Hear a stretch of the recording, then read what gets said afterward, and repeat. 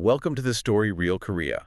I have a quick thought experiment for you. All right, let's hear it. Okay, so if I were to ask you to picture the best-selling distilled spirit in the entire world, what immediately comes to your mind? Right. And I mean the undisputed king of global spirits, the one that moves the most bottles year after year, dominating the international market in a way that just, almost defies logic. I mean, I think most people's minds would instantly go to those massive, globally recognized brands, Yeah. right? The ones you see on giant billboards or in those glowing airport duty-free shops. Exactly, yeah. Like, they probably picture a premium vodka that has $1 billion marketing campaign behind it, or maybe a really famous Scotch whiskey with, centuries of Scottish heritage stamped right on a beautiful, heavy glass bottle. Right, something with a lot of weight to it. Yeah, or honestly, given the trends over the last few years, a lot of people might guess a trendy, high-end tequila that's backed by some A-list celebrity. Yeah, you think of those towering bottles behind a mahogany bar, right? The ones with the flashy commercials, the massive international presence, and obviously the premium price tag. Absolutely. But the actual answer, the true number one spirit on earth, isn't a loud, status-driven luxury brand at all. Not even close. No. It is a humble, unassuming green glass bottle of Korean soju. It really is. I mean, it costs about the price of a cup of coffee in Seoul, and it has quietly been the number one selling spirit on the planet for over 20 years straight. It's a phenomenal reality, honestly. And today, we're going to trace the story of this little green bottle. We've got a lot of ground to cover. We really do. We'll be looking at how it survived a war-era ban that completely changed its original recipe, how it used bamboo charcoal, of all things, to redefine its personality, and how a grapefruit flavor and a massive pop song helped it conquer Gen Z in America. And the sheer scale of this is it's mind-boggling. But to truly understand how massive this is, we kind of have to start by setting the scene for you. Yeah, context is everything here. Right. So if you've ever spent a single evening in Korea, or even just walked past a bustling Korean barbecue restaurant in your own city at night, you have already met this bottle. Oh, absolutely. That's an absolute staple. Just picture the table. The air is thick with the smell of grilling meat. There's a loud buzz of conversation. And right there, sitting next to a sizzling platter of pork belly, or maybe a bubbling hot stew, is that green glass bottle. It's always there. Always. It has a simple twist cap, a very modest label, and it's just sitting there waiting to be opened. It's practically part of the furniture of the evening. I mean, that ubiquity is really its defining characteristic because this isn't a drink you order to show off your wealth or, to make a statement to the room. Its superpower is its ordinariness. That's a great way to put it. It is the everyday, everybody drink. And looking at the industry trade reports, that very ordinariness is what drives numbers that are, frankly, staggering. Let's talk about those numbers, actually, because I was looking at the data from the Millionaires Club list. Yeah. Oh, yeah. That list is the gold standard. Right. For anyone unfamiliar, this is an annual industry ranking that tracks spirits selling over 1 million 9-liter cases annually. Which is a huge milestone for any brand, by the way. Exactly. But the top soju brand, Jinro, hasn't just been on this list.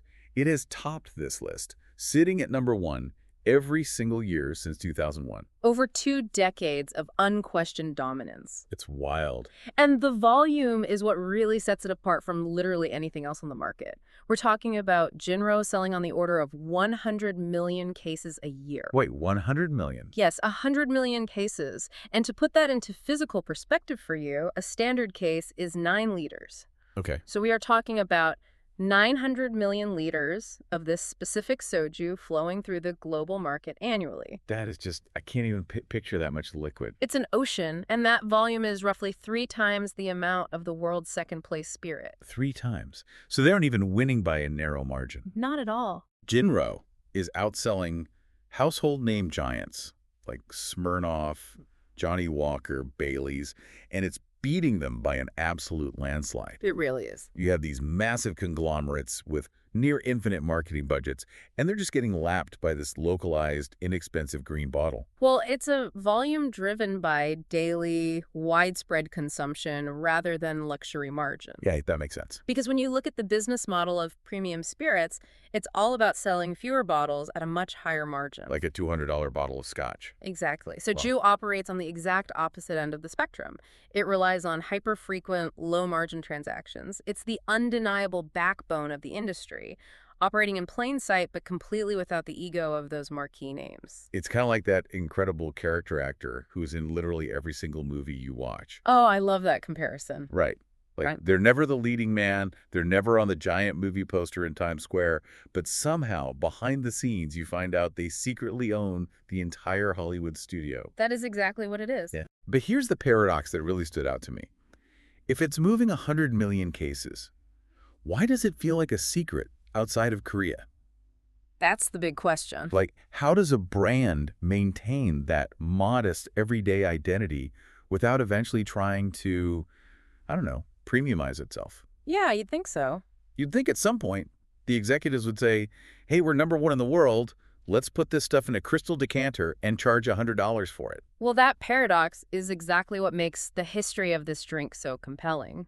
Because to understand how it achieved this massive scale while keeping that humble soul, we can't just look at today's market data. Where do we need to look? We have to look at historical distillation records from exactly 100 years ago. Yeah. Because the spirit inside that modern green bottle is fundamentally chemically different from how this story actually began. Oh, wow. Okay, so we're going back a century. Yes.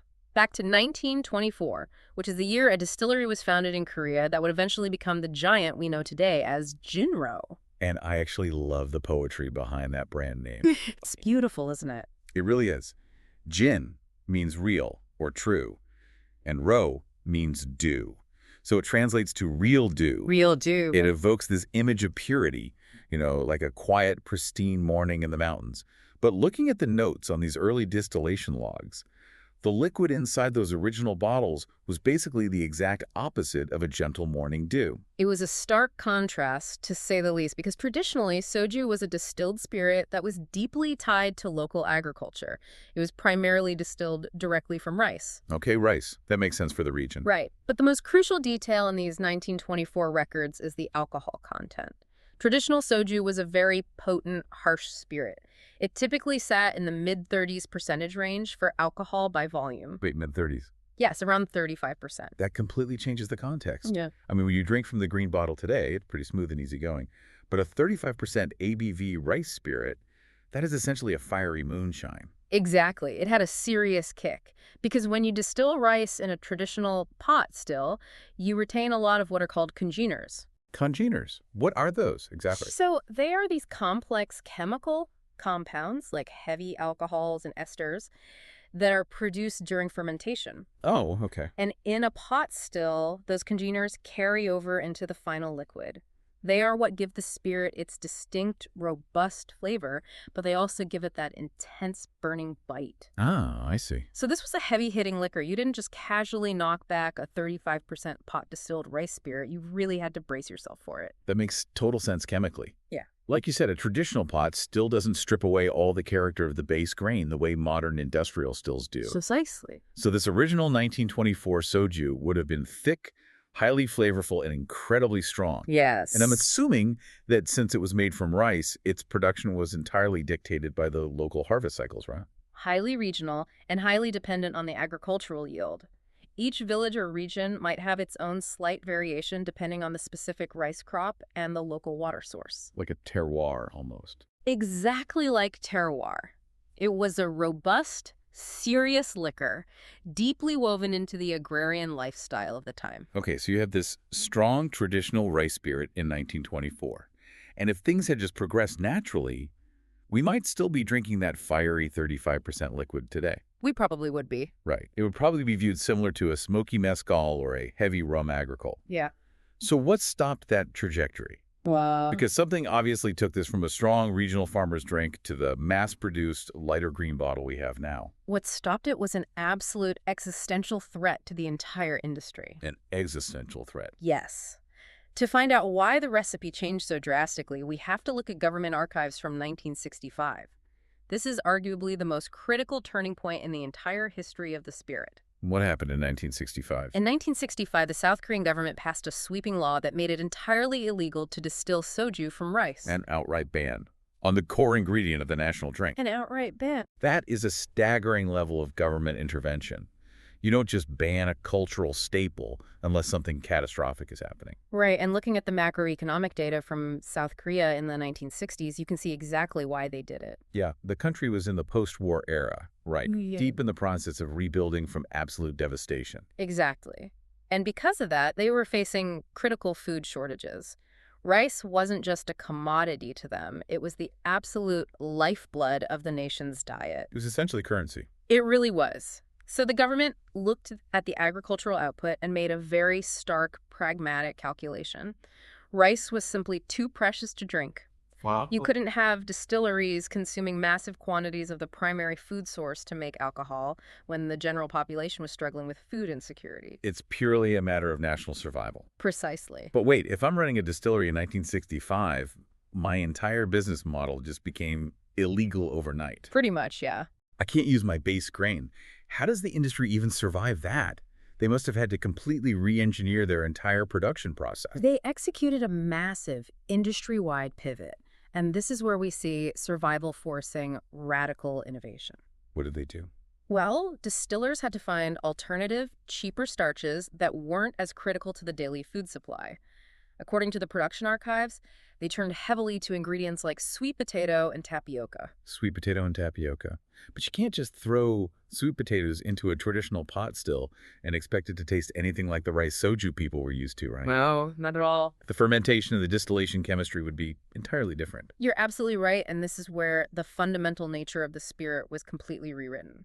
Because they were using these cheaper alternative starches, they couldn't rely on the traditional pot stills anymore. Because it would taste too much like sweet potato. Exactly. A heavy sweet potato or tapioca flavor wasn't what consumers wanted. They wanted soju. So the industry shifted to using continuous column stills instead. Oh, which is the exact same technology used to make modern vodka. Precisely. A continuous column still works very differently from a pot still. It strips away almost all of those congeners we talked about earlier. All the flavor compounds. Right. It strips them away, distilling the liquid up to a very high proof, often around 95% alcohol. So it's basically pure ethanol at that point. Yeah, they were essentially creating a blank canvas of highly refined, neutral grain spirit. But obviously, you can't sell 95% pure alcohol to consumers. We shouldn't anyway. Right. So they have to bring it back down. They dilute this pure, high-proof alcohol with water to lower the ABV. Okay, so it's diluted. And then, because the column distillation stripped away all the natural character of the grain, they have to blend in flavorings and sweeteners to recreate a palatable taste profile. That is wild. The government law didn't just change the ingredient list on the back of the bottle. No, it didn't. It accidentally invented a completely new category of spirit. It birthed the modern, lighter, diluted and sweetened style of soju. Exactly. And it's the ultimate example of a workaround becoming the permanent tradition. It really is. It's like a nation being forced to use margarine instead of butter during wartime rationing. Oh, that's a perfect analogy. But they fall so deeply in love with the substitute that when the war ends and butter is plentiful again, everyone just collectively decides to stick with the margarine. That is exactly what happened, because this ban on rice wasn't just a brief hiccup. How long did it last? The restriction on using rice for soju lasted for over 3 decades. It wasn't officially lifted until the late 1990s, around 1999. Over 30 years. Yeah. That means an entire generation, maybe even 2 generations of drinkers, grew up only knowing this sweet potato, tapioca, diluted, and sweetened version. And because of that prolonged generational exposure, a massive shift occurred in the national palate. They got used to it. They did. By the time distillers were legally allowed to use rice again at the turn of the millennium, the consumer market had fundamentally changed.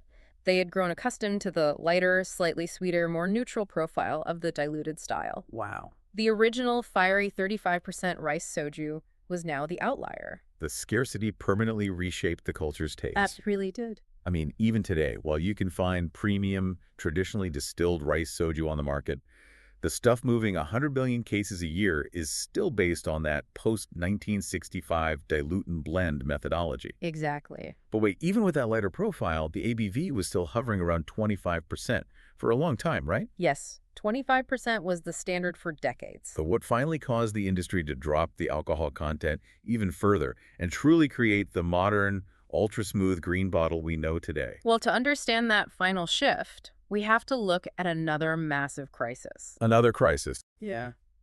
We move from the post-war scarcity of 1965 to the economic trauma of 1998. Specifically, we're talking about the Asian financial crisis, which is often referred to in Korea as the IMF crisis.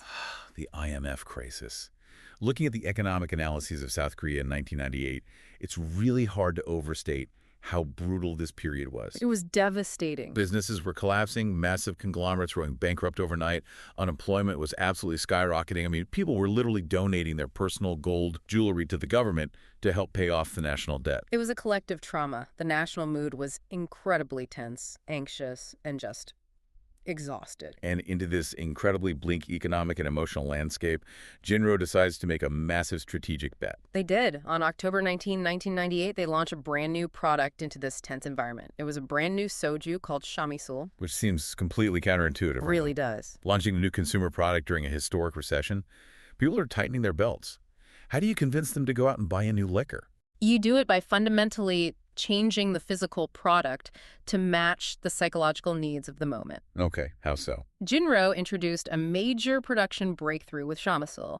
They marketed it as being filtered multiple times through bamboo charcoal. Bamboo charcoal. Yeah. Okay, I have to ask about this because I was reading the chemical breakdown of this process. And honestly, on the surface, filtering cheap liquor through bamboo charcoal sounds like a brilliant 1990s marketing gimmick. I know, it sounds a bit like a buzzword. Right, like just a way to convince stressed consumers that a weaker drink is actually a premium product. Is this just great advertising, or is there real science happening inside those filtration tanks? It's actually a fascinating intersection of both. From a purely chemical standpoint, charcoal filtration, specifically activated charcoal, is highly effective. How does it work? Well, the charcoal is incredibly porous, meaning it has a massive surface area on a microscopic level.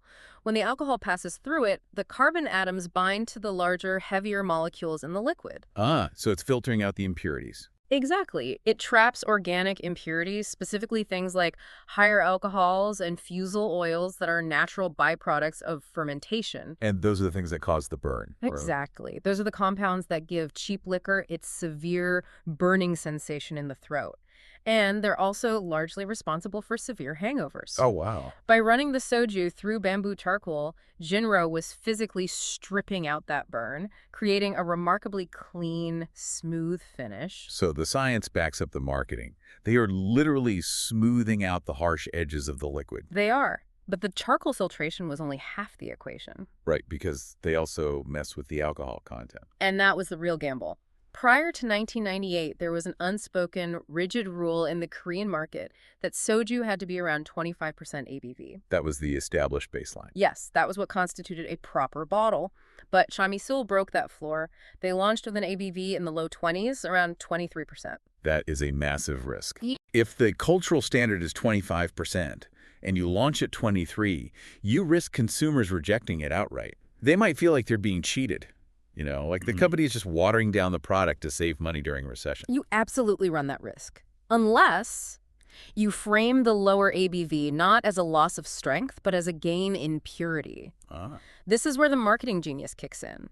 By pairing the bamboo charcoal filtration narrative with the lower ABV, Jinro bet on a deep psychological insight. Which was? In a harsh, punishing economic climate, the public didn't want a harsh, punishing drink. They were exhausted. They wanted something soft, clean, and comforting. That is brilliant positioning. Isn't it? They essentially looked at the national exhaustion and said, you don't need to fight your liquor today. You're fighting enough battles at work and in the economy. Let this be easy. Let this be easy. And the market response proved them undeniably right. Chamisul was a monumental success. It changed everything. It completely reframed the drink's personality. It transitioned the cultural idea of soju from a rough spirit you brace yourself for to a soft, clean, easy sip. And this was the moment that truly cemented that specific green bottle of Chamisul as the iconic face of modern soju. Yes, exactly. And once they broke that 25% floor, consumers realized they actually preferred it. They loved it. And the industry didn't stop there, right?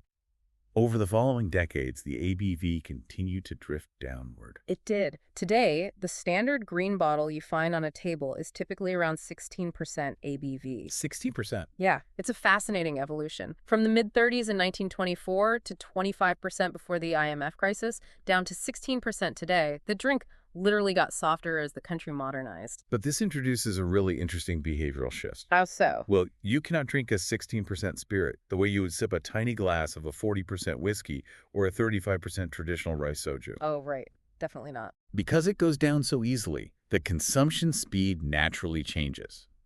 And this is where the sociological aspect really comes into play. Yes, the physical and social choreography at the table. Exactly.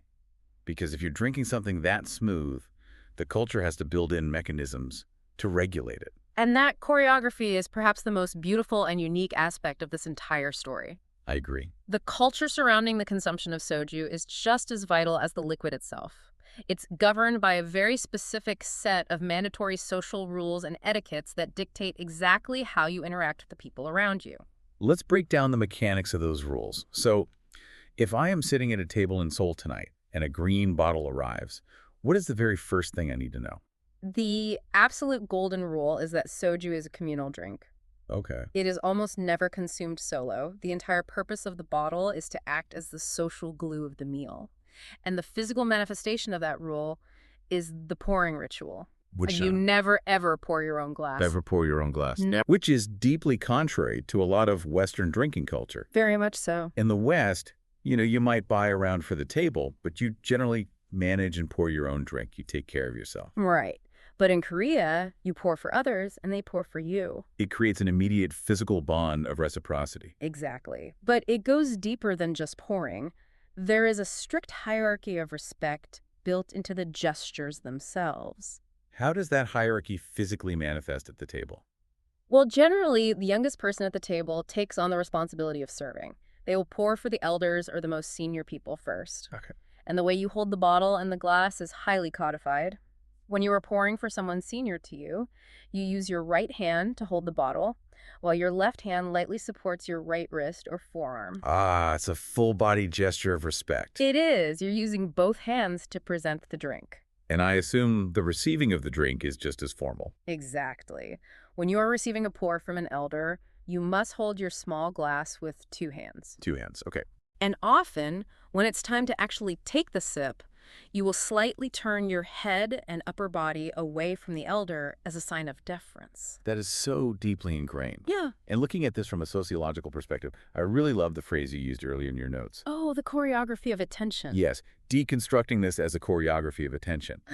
By explicitly forbidding self-pouring, the ritual forces every single person at the table to constantly monitor each other's glasses. You can't just zone out. Right. You have to look at your friend, notice their glass is empty, and offer to fill it. It completely transforms the act of drinking. It shifts it from a solitary consumption of alcohol into an ongoing act of care, hospitality, and warmth. It really does. Your awareness is entirely focused outward on the needs of your companions rather than inward on your own consumption. It elevates the entire experience. I mean, think about it. You have this mass-produced, highly inexpensive beverage, a bottle that costs just a couple of dollars, right? Yeah, very cheap. And yet, it commands such formal, respectful, physical gestures. If you contrast that with the incredibly casual, sometimes reckless way cheap alcohol is often consumed in Western cultures, it's a stark difference. It really is night and day. The etiquette elevates the cheap bottle into a vessel for respect. That's a beautiful way to phrase it. And it's really important to state clearly here, especially when we're discussing the consumption of alcohol.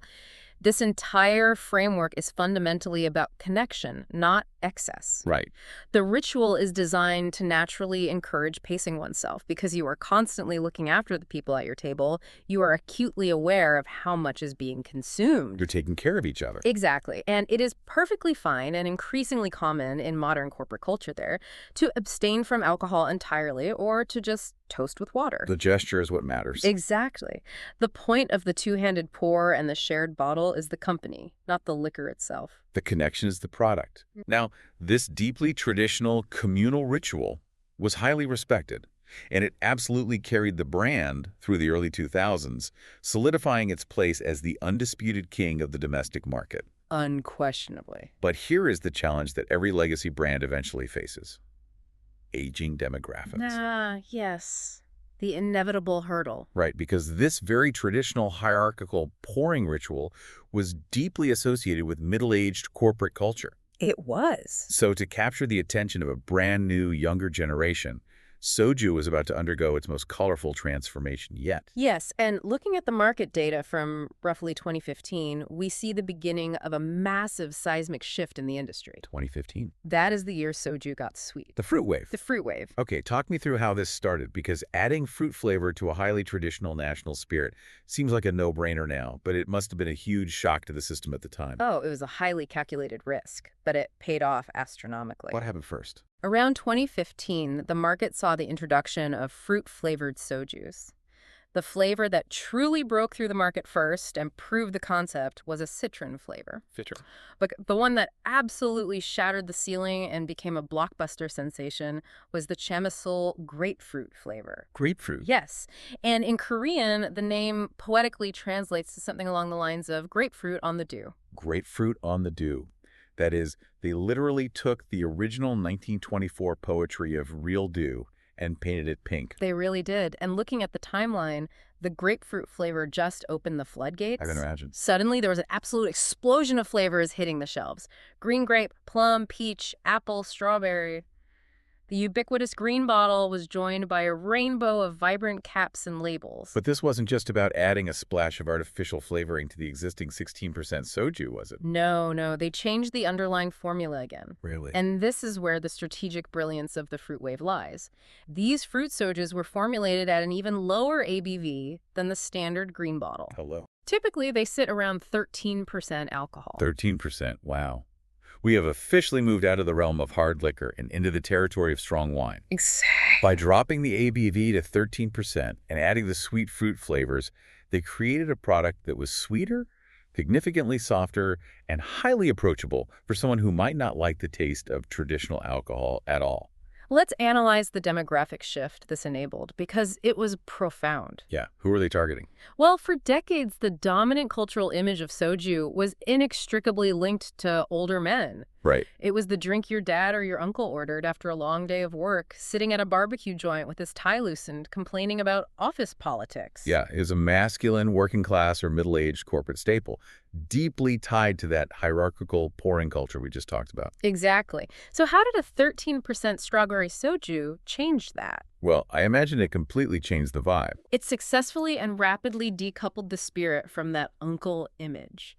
It made soju pink fun and explicitly tailored for younger drinkers, particularly young women, who were looking for something lighter, more flavorful, and less tied to the rigid corporate drinking culture. It literally changed the venue. Yes.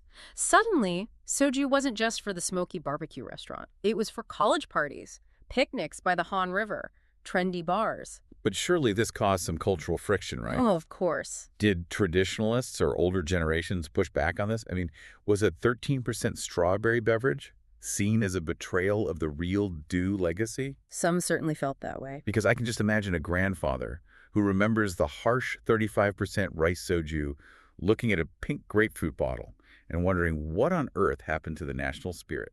There is always a level of purist pushback when a traditional product evolves. And yes, some certainly viewed it as a gimmick or a dilution of the culture. Right. But from a pure business perspective, the purists simply weren't the target audience for this line. That's true. The older generation was already buying the standard 16% green bottles by the millions.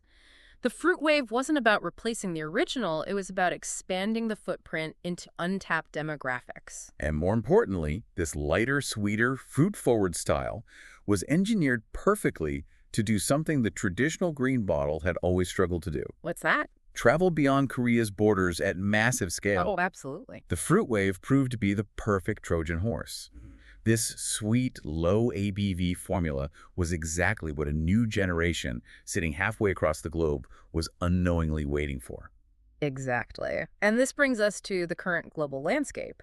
Specifically, we're looking at how soju is currently conquering the United States and international Gen Z consumers. It says everywhere now. To understand this modern explosion, the market reports show the convergence of two massive global trends. Okay, what are the two trends colliding here? The first is a broad generational shift in drinking habits. Millennials and Gen Z consumers globally are actively shifting toward lower alcohol, lighter, more session-friendly drinks. They are moving away from heavy, high-proof spirits and looking for options that allow them to socialize without the intense intoxication or the severe hangover the next day. Which is the exact same consumer habit trend That drove the massive boom in hard seltzers and ready-to-drink canned cocktails, right? Exactly the same trend. A 13% fruit soju fits that demographic desire with absolute precision. People want flavor, they want it to be sessionable, and they want it to be aesthetically pleasing. Yes. So that's the underlying consumer demand. What is the second force? The second force is the unstoppable global cultural juggernaut known as the Korean wave, or Hallyu. Ah. We're talking about the global explosion of K-pop, K-dramas, Korean cinema, skincare, and food all over the world. The soft power is just immense. Unparalleled. You have a massive global audience that is already deeply engaged with Korean culture through their screens and their headphones. Right. They are watching characters in Netflix K-dramas, clicking green bottles together, eating fried chicken, and pouring for each other with two hands. The cultural and emotional groundwork is being laid visually before the product ever hits their local shelves. It's incredible to watch. And recently, there was a specific pop culture accelerant that essentially lit a match to this entire global trend. How was it? A perfect storm of pop culture and implicit product placement. We're talking about the massive international hit song APT by Rosé from Blackpink and Bruno Mars. Oh my gosh, that song was inescapable. It dominated global charts. But how exactly does a catchy pop song translate into massive liquor sales? I mean, they aren't explicitly singing a commercial for Jinro. No, but it comes down to the subject matter of the song. The entire premise of APT, which is short for apartment, is built around a very specific traditional Korean drinking game. The song's massive global success sparked an incredible surge of curiosity among international audiences. Millions of young people were suddenly singing about a Korean drinking game, and naturally, they wanted to know what beverage you're supposed to be drinking while playing it. That is the marketer's absolute dream scenario. Isn't it? Think about the mechanics of that. You have an entire generation of international youth who have learned the vocabulary, the cultural context, and the specific drinking games associated with your product before they have ever even tasted the drink itself. It is a profound example of how cultural exports act as a soft power strategy for physical goods. Yeah. The music and the television lay the emotional groundwork. They create the desire, the aesthetic appeal. And then the physical exports, the beverages, the food, they follow right behind to fulfill that newly created desire. It's incredible. The APT song's effect on Soju is essentially like having a massive free global Super Bowl commercial running on a loop in every country on Earth, and the company didn't even have to film it or pay for the airtime. The culture did all the marketing for them. And the business results of this convergence are spectacular, right? Oh, beyond spectacular. Jinro's exports have soared past the $100 million mark. Wow. They are now exporting to roughly 86 countries around the world. The domestic giant has truly gone global, riding this wave of Gen Z curiosity. So what is the next step for a company that is already selling 100 million cases, dominating the Millionaires Club, and exporting to 86 countries? Where do you even go from there? You scale up your international infrastructure. Jinro has set massive multi-hundred billion won sales goals for the year 2030. Okay. But perhaps the most telling indicator of their global ambition is where they are putting their capital. They are currently building their first ever overseas production plant. Oh, really? Where are they building it? In Vietnam. Interesting. It is a massive facility estimated at around $100 million. And the crucial detail is that this plant is being built specifically to produce fruit-flavored soju for the export market. Specifically for the fruit flavors. Yes. They are anticipating such massive, sustained global demand for these 13% fruity bottles that they need dedicated international infrastructure just to keep up. Think about that trajectory for a second. It's wild. From a strict government ban that forced them to use sweet potatoes in 1965 just to survive, to a $100 million factory in Vietnam churning out grapefruit soju for the global Gen Z market in the 2020s. It is an unbelievable arc. It really is. As Jinro builds these factories abroad to meet the thirst of this massive global audience, let's zoom out a bit and look at the remarkable evolution of this single little bottle we've traced today. It truly is a remarkable evolution. I mean, we started by looking at a strong, harsh spirit founded in 1924, poetically named Real Dew. Right, that 35% moonshine. Exactly. Then we saw how a brutal national crisis and a survival-driven 1965 agricultural ban literally rewrote the chemical DNA of the liquid, forcing a shift to continuous distillation and alternative starches that forever changed its flavor profile. The pivot to sweet potatoes and tapioca? Yes. And from there, we explored how the 1998 financial crisis led to the brilliant psychological and chemical innovation of bamboo charcoal refinement, softening the spirit to comfort a deeply anxious nation. Dropping the ABV and filtering out the burn. Exactly. And finally, we witnessed how the modern addition of fruit flavors, perfectly timed with a pop music-fueled global cultural explosion, transformed it into the world's undisputed best-selling spirit. And yet, despite the staggering numbers, despite the 100 million cases sold annually, and the massive global export push into 86 countries, the true essence of this drink hasn't really changed. You don't think so? Well, the real magic of soju isn't the alcohol itself, right? Whether it's a 35% rice moonshine or a 13% strawberry juice, the magic is the connection fostered by two hands holding a small glass across a crowded table. Ultimately, yes. You're absolutely right. It is the ritual of attention, the act of pouring for someone else before yourself that endures regardless of the liquid in the bottle, the ABV percentage, or the country where it is being poured. It leaves me with a final thought to ponder, something that extends far beyond the beverage industry. What's that? Well, the modern soju empire, the absolute juggernaut that dominates the globe today, was built entirely on a government ban that severely restricted its original defining ingredient. It was born from a restriction. Exactly. It makes you wonder, what other global phenomenons, what deeply held traditions or beloved products in our daily lives were actually born not out of abundance, but out of a severe restriction, a sudden loss of resources, or an absolute necessity to survive? That is a very powerful question, because scarcity often forces the kind of radical reinvention that abundance never could. Right. The constraints create the canvas for true innovation. It's definitely something to think about the next time you encounter a tradition that seems set in stone. As always, if you do find yourself sitting across a table with a green bottle tonight, remember the choreography of attention. Drink kindly, pace yourself, and look after the people you're sharing the evening with. Thank you so much for joining us for this story. Take care of each other out there, and we'll see you next time on The Story Reel Korea.